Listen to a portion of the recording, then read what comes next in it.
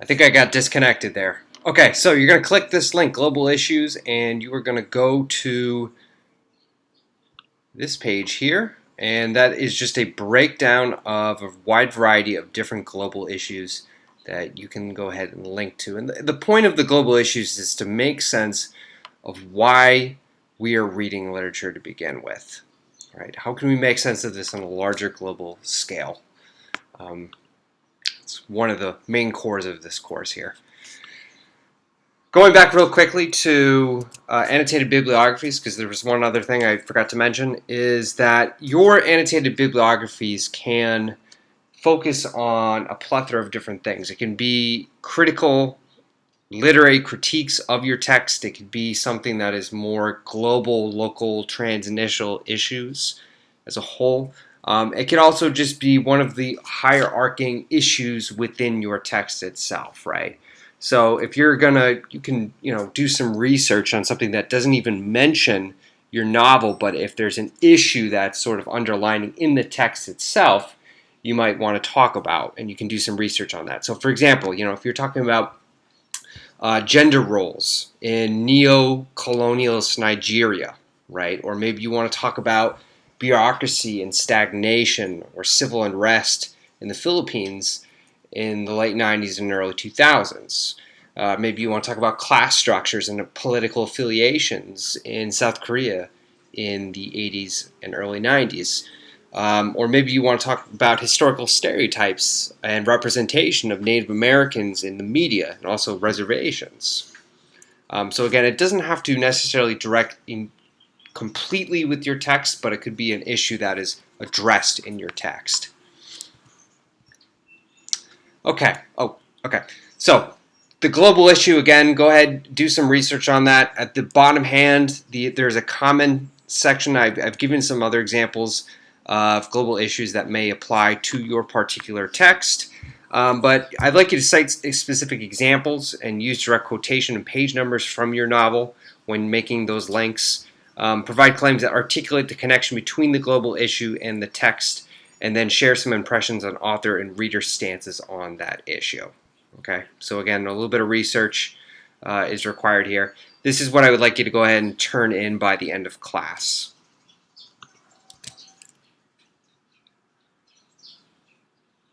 All right. Moving on. Let's talk a little bit about the summative. We have a presentation coming up, and the next two slides primarily deal with some larger questions that need to be taken into consideration when we are structuring and producing meaningful commentary about our text. Okay, so the first one is dealing with the production of the text itself. It's more contextual in nature. When was your novel produced, and why does that matter? Right? So thinking again about the time and place when that novel was produced, what was going on politically, socially, economically, maybe something to do with the racial constructs, or maybe it's gender, maybe it's sexuality. But thinking about why the context of your text means so much in the production of its publication. So what elements represent culture and history? What is the author trying to communicate about these cultural and or historical elements? Remember again, like for example, Handmaid's Tale, published during the Ronald Reagan era. There was quite a lot of political strife during that time period in the United States. And there's obviously a reaction, a cause and effect reaction that takes place in Margaret Atwood's writing and then the production of her text itself, right? So how does the text of production affect the way the author constructs the text? And then what techniques does the author use? What are the aesthetic intentions, right? So we've actually looked at some transformative texts that are aesthetic in nature, and we've talked a little bit about why the style and structure of a particular text. So think about linear, nonlinear, historical narratives. Think about point of view. Think about metafiction and how that works its way into the narrative. Why did the author choose to use this as the way in which they chose to convey a commentary or an intent, right? Bricolage, temporal distortion, right? Dealing primary now with the reception of the novel. So how has your novel been received in different contexts? And this is where it's very important that we have not only just an understanding of the text itself and the time period, that context, but also how other readers interpret and make sense of the text and how they respond to that text. Remember that all texts are political in nature. So an author produces a text with a political intention, right? Even texts that aren't political in nature are still political commentary. We are supposed to respond to that, and how and what we do when we read a text is meaningful. It's important, right? That's why novels are produced, right? That's why authors have intentions. But also looking at the text using different critical theory, using critical lenses to make sense of that text and see how other people from different distinct backgrounds and cultures and identities would understand and make sense of this text. So what sorts of reactions have audiences had from the first publication onward, right? So a little bit of contextual information and research is going to be needed to answer that question. How might different audiences react to the content and why? So this is where last class, 2 classes ago, I had you start looking at literary theory. So looking at, again, postmodern lens, post-colonial lens, the Marxist lens, the feminist lens, the gender criticism, right? The next question, what are the effects of the literary techniques used by the author? Right, so we're looking at audience reception. There's that, again, that cause and effect relationship, right? We obviously want to make, because this is about you and making meaning out of this text, this is supposed to be personalized to an extent. Talk a little bit about the effects of bricolage, if that's one of the text literary techniques that's used in one of your texts of study. Did you find bricolage to be an appealing stylistic choice? Do you think that it was meaningful? Are you attracted to the idea of reading other texts that use bricolage to get points across?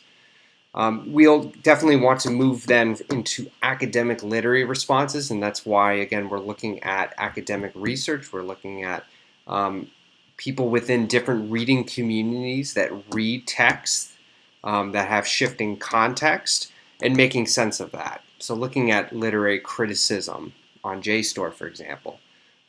People who have read Part-Time Indian and are not Native American, who are making sense of a text and doing a critical critique of that text. Or maybe it is a Native American reading group making sense of that and looking at maybe some of the more exploitive aspects of the text.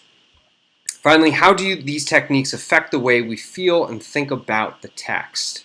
So this is where that global issue and the significance of making meaning of the story beyond the boundaries of the story itself come into play. Looking at some of the global issues that are alluded to or maybe directly mentioned in the text, how they apply transnationally and where we are seeing them on a more localized level, right? So we've done a lot of exercises making connections to larger global issues and how they have impacts in the Philippines or maybe a place of origin where we grew up, right? But making sure that we see connections and we find some sort of familiarity and connection to that text, something that, again, we can make a connection to. So this next slide is kind of a 3-tier concept. The first one is that this is a self-assessment for you as an individual, because, again, this is going to be assessed individually. The second is that this is a check for your group to make sure that you guys understand the various mechanics of your text. And then finally, this is the composition of your presentation, right? So this is a layout. So how well do I know the plot, the characters, the conflict of my novel, right? Some basic summarization elements there. brief, but again, like we've talked about different forms of conflict, we've talked about different forms of plot and characters, so there's some intricacies there that I would like you to be able to talk on. How familiar am I with the historical cultural context of the publication of the novel? I've already talked about that. Do I know literary concepts and terms, and to what extent can I apply my conceptual understanding of my interpretation of the novel? Right? So we've covered quite a few of the concepts.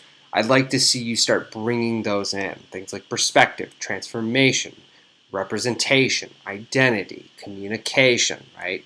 How is the author communicating their intent to us as an audience? How do we receive that text, right? How does context shape and shift meaning? To kind of jump off of that last text, I have compiled a list of different academic register terms that we've been using over the course of this semester. Feel free to, grab these and use these at your liberal use. All right, here we go. How effective am I in making a sophisticated analytical interpretive claim? Again, we are taking all of this information and being able to make our own individual argumentation from this, right? So what conclusions have you drawn from the text itself? And again, that global issue is kind of where we start to open up and make sense of that text a little bit more. How well can I use specific, precise evidence from the novel to support my claims, right? For the last couple classes, you guys have been able to compile some evidence and you've been taking notes on this. So now this is the opportunity to showcase that. How connected am I to research on my novel? Am I capable of pointing the ideas from experts, right? Again, being able to look for experts that support your argumentation, but also experts that argue against your argumentation. So that's where we have that the counter-argument rebuttal structure within your analysis that you're doing for me, okay? And then finally, based on my own reception of the novel and accompanying text, am I able to generate an academic, well-supported argument about the significance of my novel, right?